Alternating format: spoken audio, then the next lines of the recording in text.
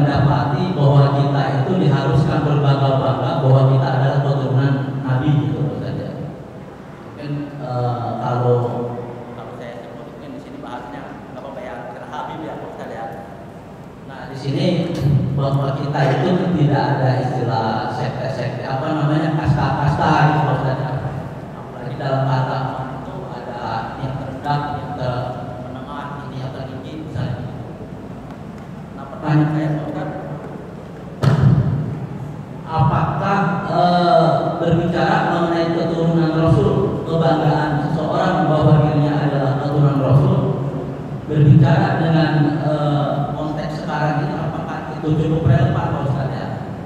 Terus yang kedua juga, terus terang kalau ada yang mengatakan bahwa dirinya adalah keturunan Rasul, sebenarnya kita tuh semuanya juga adalah sama-sama keturunan Rasul Pak Ustaz ya. Minimal kita adalah keturunan Nabi Adam, Rasul Adam, gitu Pak Ustaz ya.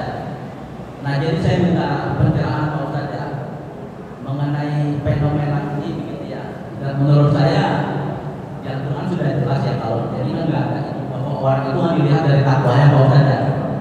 Nah jadi mengenai fenomena ini menurut saya kurang bagus ya kalau menurut saya gitu. Tapi kalau dari pemahaman lain mungkin saya belum tahu gitu. Jadi mohon dijelaskan Pak Ustaz. Terima kasih. Assalamualaikum warahmatullahi wabarakatuh. Waalaikumsalam warahmatullahi wabarakatuh. Bagaimana dengan keturunan Rasul atau habaib gitu? Jadi begini, kita itu diperintahkan oleh Allah yang nyuruh di dalam Al-Quran, di mana Al-Quran itu kebenarannya lebih daripada kita percaya 2 tambah 2 sama dengan 4. Bila ada orang bilang 2 tambah 2 sama dengan 4 dan kita percaya dengan ucapan itu, seorang muslim yang imannya lurus harus lebih percaya dengan Al-Quran yang dijelaskan dzalikal kitabu la raiba fihi. Ini Al-Quran tidak ada keraguan-raguan sedikit pun yang ada di dalamnya, isinya benar semua. Dan seorang muslim harus yakin 1000% dengan isi kandungan Al-Quran. Di dalam Al-Quran Allah Subhanahu wa ta'ala berfirman, Qul la as'alukum alaihi ajran illal mawaddata fil qurba. Surat apa? Surat Asy-Syura. Di dalam surat Asy-Syura Allah Subhanahu wa ta'ala berfirman, Qul la as'alukum alaihi ajran illal mawaddata fil qurba. Qul, sampaikan olehmu wahai Nabi Muhammad kepada umatmu, siapapun yang mengaku umatnya Nabi Muhammad, sampai amat dia apa? La as'alukum alaihi ajran. Aku dalam dakwah Islamiyah sampai kau mengenal Allah, kau mengenal hormat orang tua, anakmu hormat kepadamu, orang tuamu sayang kepadamu, itu adalah dakwahnya Nabi Muhammad. Aku tidak minta bayaran. Dalam dakwah ini aku tidak minta upah, kecuali satu, illal mawaddata fil qurba, tanamin di hati cinta sama anak cucunya Nabi Muhammad. Tidak boleh miring hati kita berkata buruk kepada anak cucunya Nabi Muhammad. Kalau kita miring, keimanan kita bakal goyang dan bakal rusak kepada anak cucu Nabi Muhammad. Al-Quran menyebutkan illal mawaddata fil qurba, kecuali mawaddah, bukan rahmah, bukan mahabbah. Nabi tidak menyebutkan illal mahabbata fil qurba. Nabi tidak menyebutkan illar rahmata fil qurba, tapi Al-Quran tidak menyebutkan, tapi illal mawaddata fil qurba. Mal farqu bainal wudd wal hubb? Apa beda antara mahabbah dan mawaddah? Kalau mahabbah kudu ada jasa pada kita, kudu ada jasa sama kita. Ustaz Habib baik sama kita, bantu kita, atau yang lain anak kita demen, namanya hub. Kita cinta karena ada kebaikan yang kita dapat dari seseorang, namanya mahabbah. Al-Quran yang diminta mawaddah, mau dia itu baik sama kita atau dia itu tidak baik sama kita, mau kita kenal dia atau kita tidak kenal dia, kalau dia anak cucunya Nabi Muhammad, kita kudu ada di hati kita mawaddah, cinta sama Nabi, cinta sama ahlul bait. Karena itu di dalam sholat kita selalu baca Allahumma salli ala Sayyidina Muhammad wa ala ali Sayyidina Muhammad. Ya Allah, berikan rahmat kepada Nabi Muhammad dan kepada keluarga Nabi Muhammad. Kalau di hati kita goyang, nanti kata Allah, mulut wa ala ali kau benci amat cucunya Nabi Muhammad, bermasalah pada ibadah kita. Karena itu kita kudu hormat. Islam tidak membedakan kasta, itu betul. Nabi pun menjelaskan an-nasu suwasiyatun ka'asnanil mushti la fadla li arabiyyin ala a'jamiyyin illa bittaqwa. Manusia itu kedudukannya sama di mata Allah, sama atas dasar kemanusiaan. Tidak ngomongin agama, suku, ras, tidak. Manusia kata Nabi sama, seperti sama gigi sisir. Sisir tuh giginya panjang pendek apa sama? Sama. Bagaimana kalau ada sisir panjang pendek? Susah buat nyisir. Sama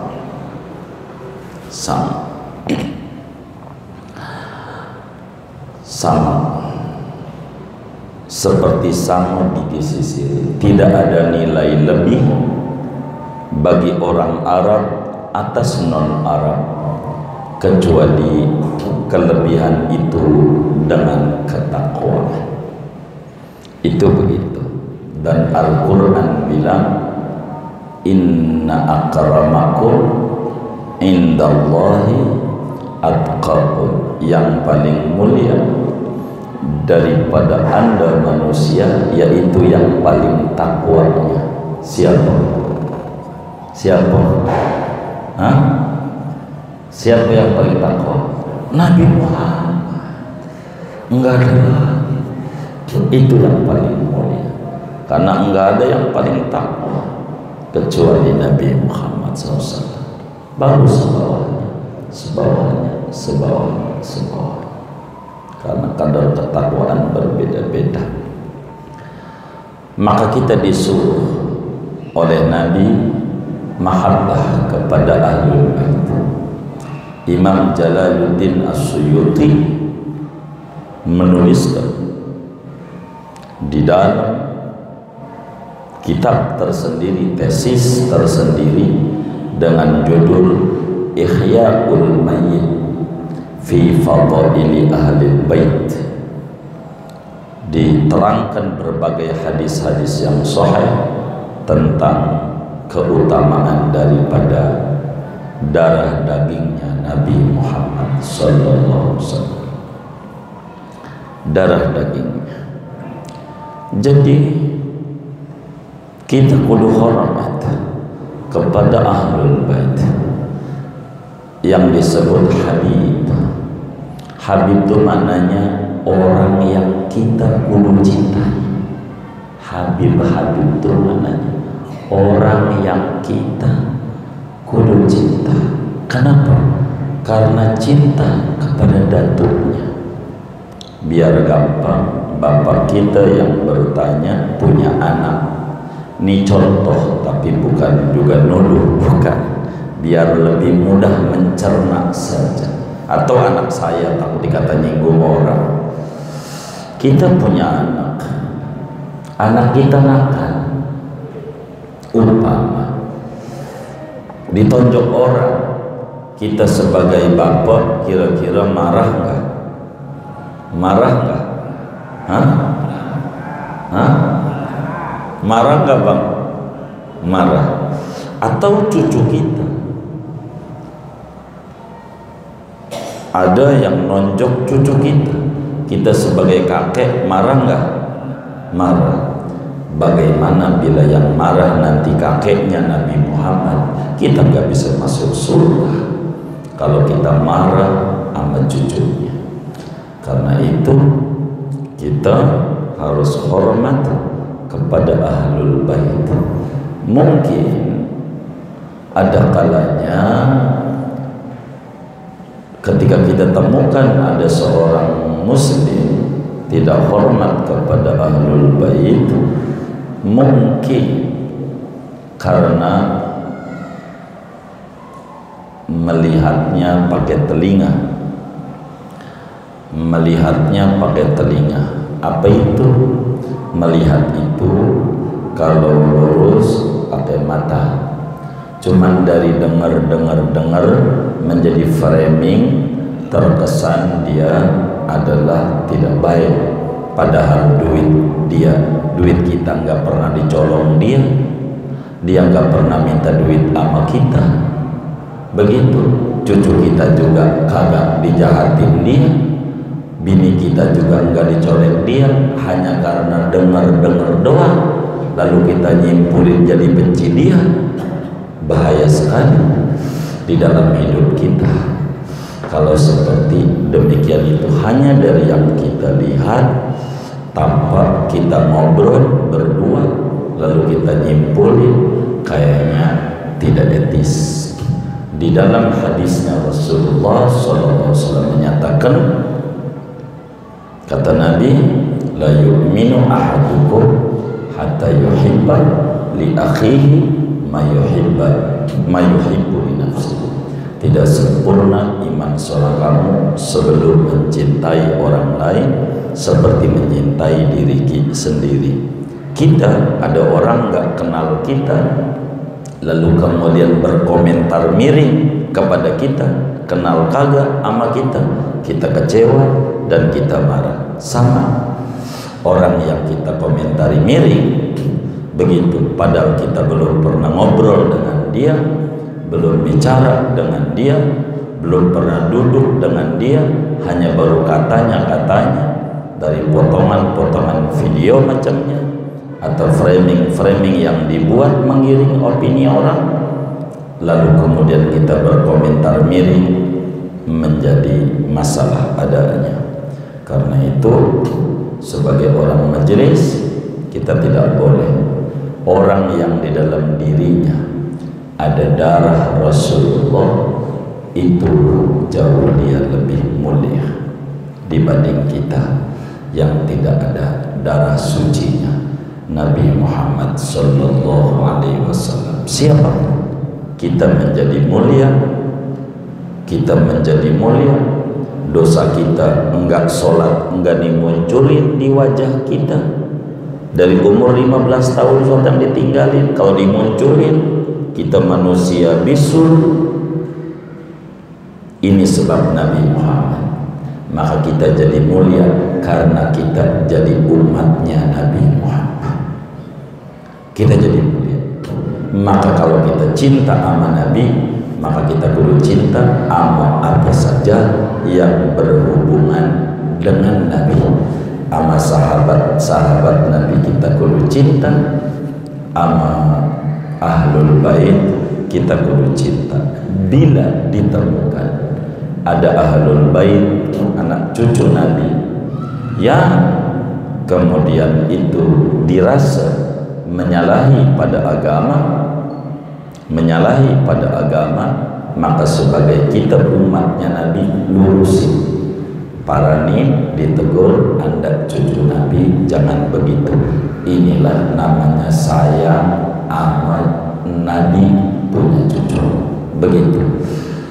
Ini diatur oleh agama seperti demikian, itu diatur. Al-Quran menyatakan wa yutahhirakum tathira. Ahlul bait itu suci. Ahlul baitil mustafa tuhuri hum amanul ardi faddakiri syubbihu fil anjumid duhuri kama qad jaa fis sunan. Ahlul baitnya Rasulullah itu adalah orang-orang suci, orang suci. Mereka itu kata Nabi amanun fil ardi, penyelamat di muka bumi. Kalau nggak ada ahlul bait yang banyak tahu tentang ajaran-ajaran Nabi, maka kita repot. Ahlul bait itu kayak perahu Nabi Nuh. Siapa yang naik di perahu dia selamat, siapa yang tidak naik dia tidak selamat. Oleh karena itu, barangkali karena Nabi ini ada beberapa orang dari ahlul bait, ada yang lembut begitu, ada yang tegas begitu. Ini berbeda-beda pola dakwah, namanya ada perbedaan pola dakwah. Maka ahlul bait itu mulia. Dari mana mulianya? Kiai sama ahlul bait tinggian mana? Maka dijelaskan di dalam kitab Qurratul Ain bi Fatawil Haramain, seorang ulama ama ahlul bait ama Habib, kalau kiai gila, ada kiai gila mungkin nyalon dewan kagak jadi, stres tuh kiai jadi gila. Kalau kiai gila masih disebut kiai enggak? Masih disebut kiai enggak? Kagak. Kenapa? Gila. Kalau habaib gila masih disebut habib enggak? Masih. Dia melekat darah daging Nabi. Maka tinggian habib sama kiai, apalagi lah kalau habibnya alim. Namanya kata Imamul Haddad ngambil dua. Yang pertama adalah asobah, yang kedua namanya dzawil furud namanya, karena alim dia belajar juga ahlul bait jadi alim. Itu begitu. Imam Syafi'i itu ahlul bait, begitu. Semua Syekh Abdul Qadir Jilani adalah Habib-Habib, begitu. Zaman dulu menyebutkannya Syarif ama Sayyid, Syarif ama Sayyid. Zaman dulu ada Syarif Hidayatullah Sunan Gunung Jati, itu Habaib, begitu. Syarif, ada Sayyid, begitu. Lama kelamaan manusia mencemooh anak cucunya Nabi, maka kemudian itu ulama supaya tumbuh mahabbah maka menyebutkan kepada anak cucu Nabi dengan gelar penghormatan Habib. Apa itu? Orang yang kita kudu cintai, orang yang kita kudu cintai, begitu. Sebab nanti kalau dia ngadu sama datuknya, datuk tuh orang berkata kasar sama saya, repot sama datuknya, kita nggak bisa masuk surga, begitu. Dan syarat untuk menjadi wali min auliyaillah, syarat utama orang bisa jadi wali, an yakuna fi qalbihi mahabbata ahli baitil mustafa, kudu ada di hatinya cinta kepada ahlul bait, kudu ada. Enggak begitu, enggak bakalan tinggi dia punya derajat kalau dia tidak mahabbah kepada ahlul bait. Jadi dia menyebutkan Habib, barangkali ada yang menyebutkan saya adalah Habib. Ya, kalau kita barangkali kurang percaya, bisa dicek marganya apa, karena ada disebut Rabithah Adawiyah, yaitu satu organisasi yang mencatat keturunan Rasulullah, pusatnya di Tanah Abang. Rabithah Adawiyah kalau tidak salah itu ya, atau kata pusat sekarang di Tepi Sematubang, tidak, saya kurang begitu paham belakangan ini. Nah itu adalah Rabithah, ini mencatat. Sebab ada juga Habib gadungan, begitu, bukan Habib ngaku Habib biar dihormati. Gara-gara Habib gadungan inilah kadang nama Habaib jadi rusak, begitu, sehingga kita menjadi sentimen negatif, akhirnya kurang tepat mengeneralisir, semuanya menjadi salah adanya, dan ini repot. Jadi semua orang tidak boleh sombong, siapapun saja, hatta mohon maaf habaib juga tidak boleh, karena itulah ajaran datuknya Rasulullah. Tapi kita sebagai umatnya Nabi disuruh hormat sama habaib, suruh hormat sama ulama, suruh hormat sama orang tua. Ini bukan kasta, tapi perintah.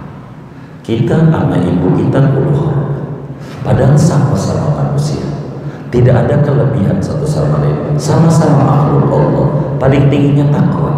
Tapi perintah Al-Quran, dia punya jasa, kita kudu hormat sama ibu kita. Maka kepada habaib, kalau kita sebagai orang majelis tidak boleh kita berkata buruk, tidak boleh, jangan, tidak boleh begitu. Sebab apa? Tidak ada bakal ditanya di akhirat. Sama iblis saja yang nyata-nyata jahat, andai kita di akhirat tidak pernah di dunia mengatakan iblis laknatullah alaih, iblis terlaknat, kita nggak pernah mengatakan begitu. Di akhirat tidak bakal ditanya oleh Allah, kenapa Anda selama di dunia tidak melaknat iblis? Enggak. Tapi kalau kita melaknat orang, menjelek-jelekkan orang, akan kita ditanya, kenapa Anda menjelek-jelekkan dia? Adakah Anda pernah ngobrol sama dia? Adakah Anda duitnya dicolong oleh dia? Adakah anak Anda dicolek oleh dia? Kalau kita nggak ada, kita jangan mau digiring sebagai anak majelis, sama ulama, sama habaib, kita harus hormat. Alasannya satu, cara tobatnya, pengertian dia dibanding kita. Begitu, ilmunya banyak dia dibanding kita. Begitu. Maka karena ilmunya banyak dia, kesempatan diterima tobatnya dia lebih banyak dibanding kita. Kesempatan masuk surga banyakkan dia dibanding kita.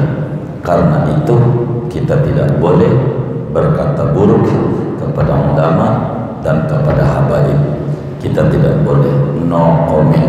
Kita nak majlis sama kita ngaji sama itu ulama, ataukah kita belum ngaji sama ulama?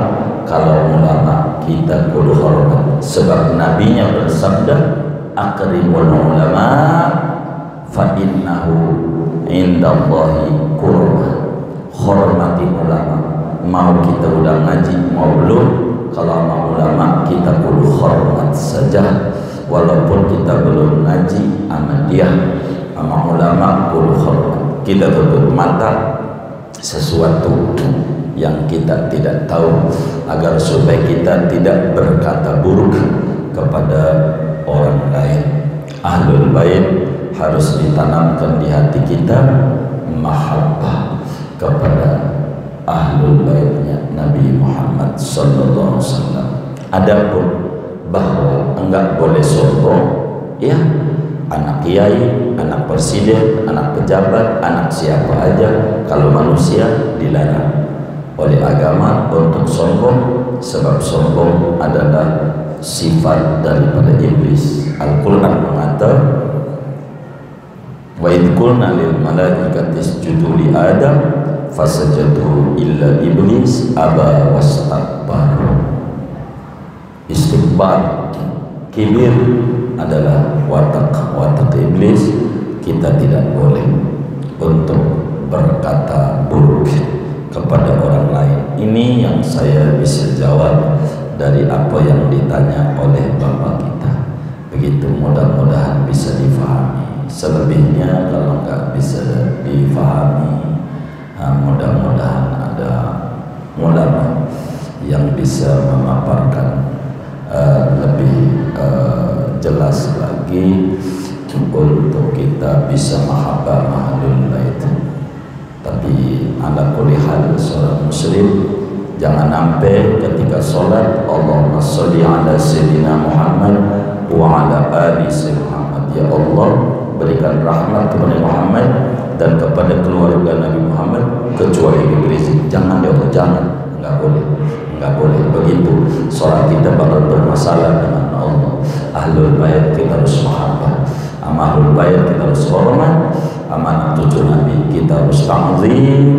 Framing yang dibuat kita enggak boleh ikut-ikutan, sebab tidak ada untungnya, rugi iya begitu. Tapi kalau kita mahabbah, insya Allah keuntungannya banyak dalam hati kita. Itu saja yang saya bisa sampaikan. Wallahu a'lam.